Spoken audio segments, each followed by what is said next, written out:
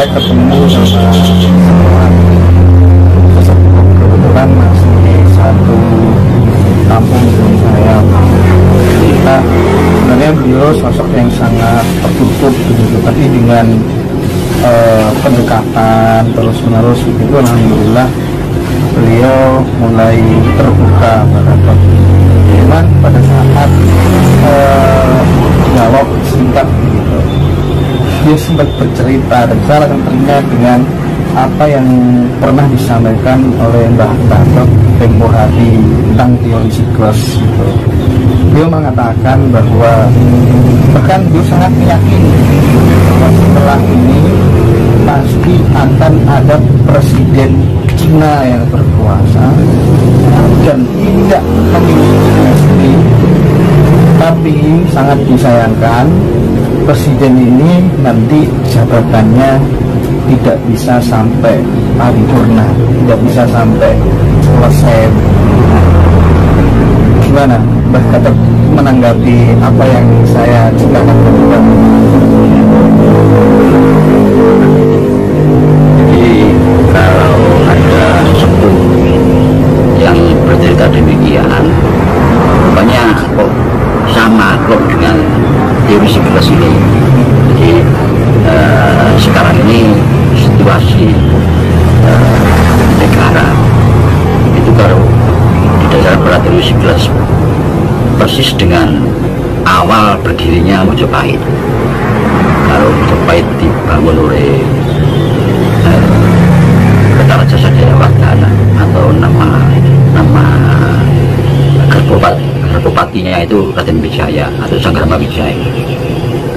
Lantas penerusnya adalah Jaya Negara, berikutnya adalah Tribuana Wijaya Tumbadewi, berikutnya Hayam Wuruk.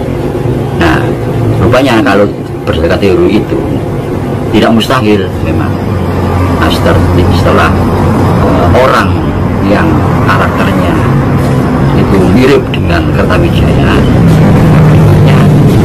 ini adalah orang yang mirip dengan Jaya Negara. Nah, di sini kita paling bagus untuk menelusuri itu, kita melihat itu siapa istri Kertawijaya, istri Sanggrama Wijaya ini, Kertajasa Jayawardhana. Itu ada 4 plus 1 dari 5. Yang pertama namanya Tribuana, ada lagi yang terakhir itu Gayatri, dan kawin lagi dengan putri dari Darapeta.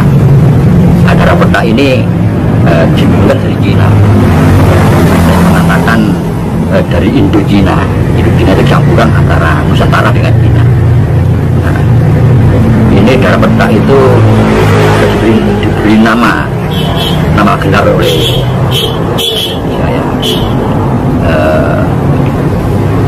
Akhirnya dengan beliau mau dikawin oleh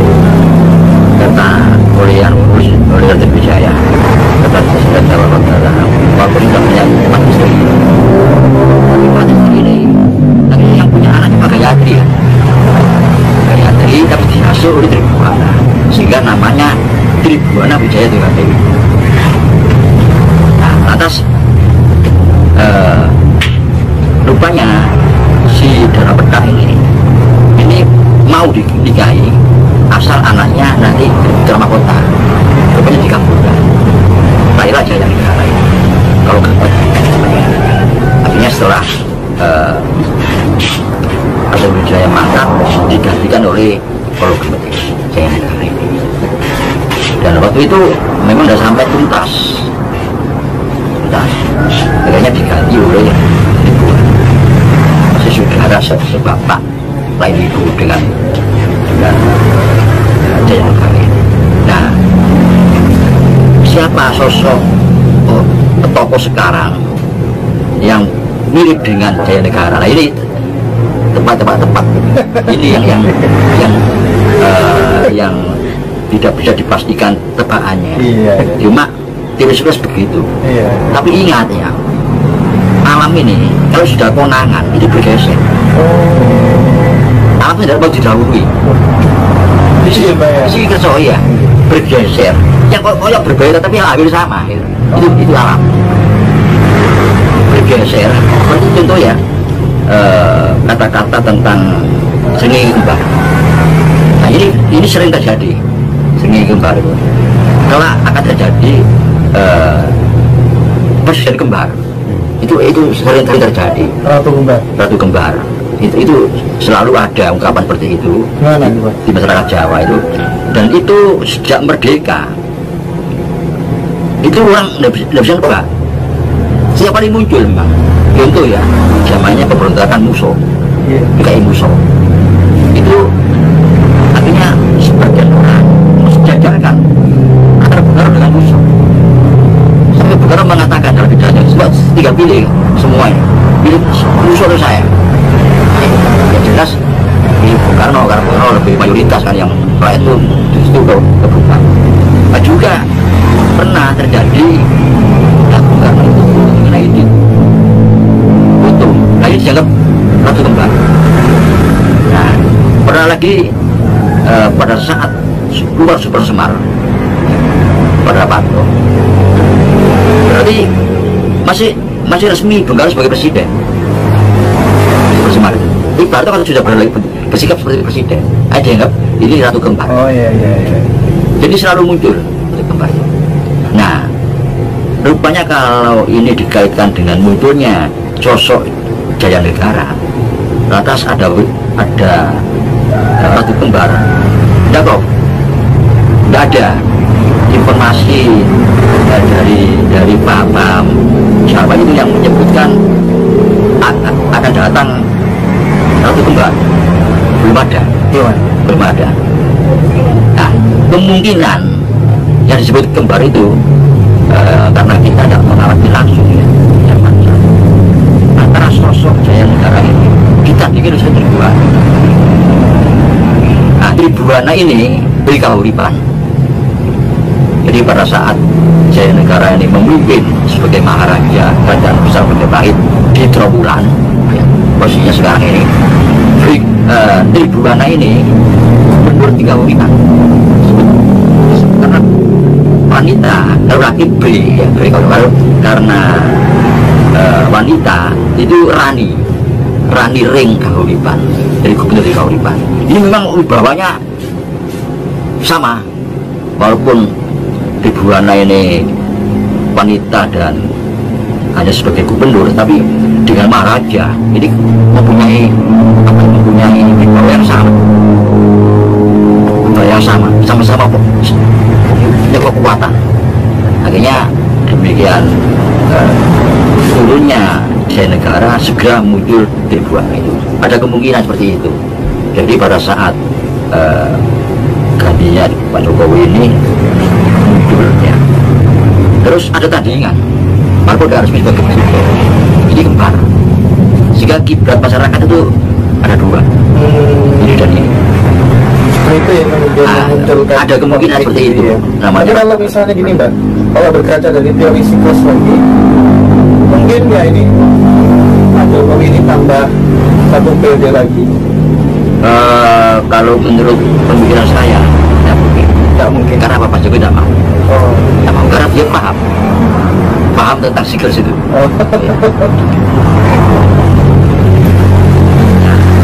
Jadi kalau ada kekuatan kembar itu panas. Tapi ini kadang-kadang orang mengkaitkan siklus ini sekarang ini dianggap akhir Majapahit itu ada. Dengan teori siklus ini orang yang berpaham teori siklus ini justru bukan, kalau saya kan awal Majapahit, dia akhir. Nah, pada akhir ada memang kekuatan kembar antara Girindra Pardana dengan Kertabumi. Kembar ini, kekuatan kembar, ratu kembar. Orang tinggal pilih Kertabumi atau Girindra Pardana.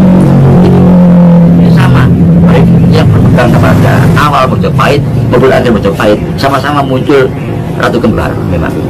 Ini kalau itu yang dimaksud, kalau itu yang dimaksud. Mbak Gatot mengatakan alam itu tidak mau didahului. Ada nggak kasuistisnya itu, Mbak? Itu banyak. Jadi kebahkan itu meleset, tapi kalau dipelajari lebih lanjut, ternyata sama. Cuma maknanya dirubah, dikabulkan. Ternyata sama. Jadi ini tanya dikabulkan itu apanya? Apa unsur subjektifnya atau objektifnya yang tidak tahu. Gitu. Tapi dari apa yang disampaikan Mbak Gatot tadi, melihat realitas hari ini kayaknya ya kita bukan spekulasi, cuman ya cukup logis. Orang apa itu namanya nggak punya istri, terus kemudian jadi presiden dan Cina gitu. Nah, oke Mbak Gatot, terima kasih banyak. Ada yang mau ditambahkan? Siapapun ini jadi presiden yang terpenting apa, Mbak? Supaya kita nggak memakmurkan masyarakat dan mengangkat yang bisa disebut. Nah ini saya tambahin lagi. Jadi sebetulnya kita adalah sebagaimana karakter kita kesederhanaan. Jadi tidak terlalu jauh berpikir. Nah sekarang Pak Jokowi aja kalau berbicara tentang kemakmuran, tentang pembangunan, tentang apa saja, pasti kerja kan gitu. Nah ini sebenarnya anjuran ini, saran ini bagus. Jadi kerjaan sih gitu ya. Kalau kita lihat juga. Nah kerja ini punya bahasa Jawanya apa? Gawi. Nah mari coba kita lihat kearifan lokalnya. Nyambut gawe, lar gawe, dadi gawe, metas gawe, duit gawe, mindu gawe. Nah ini banyak. Dari sini kita bisa menarik satu adaran yang mengarah kepada kemakmuran. Jadi kata gawe ini, karena Pak Jokowi udah kerja. Nah, antara nyambut gawe dengan antara gawe lain juga. Kalau nyambut gawe ini mencari nafkah, mendapat upah dari pekerjaan. Kalau tanah gawe tidak, saya menyakur latar, saya kerja bakti kan tanah gawe, bukan nyambut gawe. Tapi kalau mindu gawe ini yang harus kita hindari. Mindu gawe, lar gawe, dadi gawe, tiga ini yang harus dihindari. Dari kemakmuran bangsa, terus demografi, 3 faktor ini. Lar gawe, mindu gawe, dadi gawe. Kalau bukan dadi gawe, jadi beban masyarakat. Mindu gawe ini muspro, mubatil pekerjaan. Dibanding ini maneng. Lar gawe ini kayak sepertinya nyambut gawe itu tidak.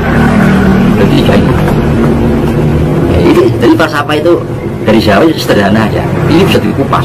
Yang lain kali bisa dikupas itu. Ya, saya rasa demikian. Oke, Pak Gatot. Pesan terakhir barangkali terkait dengan perpecahan itu hari ini, Mbak, yang paling nampak dominan itu karena perbedaan keyakinan atau agama. Iya kan, Mbak. Apa yang harus dilakukan oleh pemerintah di masa yang akan datang, Mbak, supaya ini kemudian masyarakat bisa memahami keberagaman itu, Mbak? Rupanya sisa-sisa daripada gerakan orang luar lewat kita itu memecah belah itu masih ada. Sekarang dimunculkan lebih vulgar ya, tapi sebetulnya tidak terlalu berdampak. Tentang diskusi pada melebar di media sosial itu perbedaan antara Islam dan Kristen. Nah ini coba kalau kita amati, malah kita tertarik bagi kita Pak Jawa. Bertambah mereka diskusi, bertambah memunculkan perbedaannya. Bagi orang Jawa, tambah kelihatan persamaan.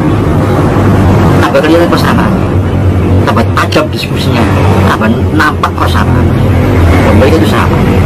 Ini yang mereka tidak sadar. Seolah mereka itu menunjukkan perbedaan dan saling unggul, saling menang, saling menang. Tapi kita rasakan betul, ternyata justru meninggal yang nampak persamaannya. Itu yang terjadi. Jadi rupa-rupanya ya Tuhan lah yang berkenan itu seperti itu. Dan ternyata bertambah mereka merasa berbeda, bertambah berikan persamaan. Ini, jadi ini yang kami amati dan kami yakini bahwa satu yang kita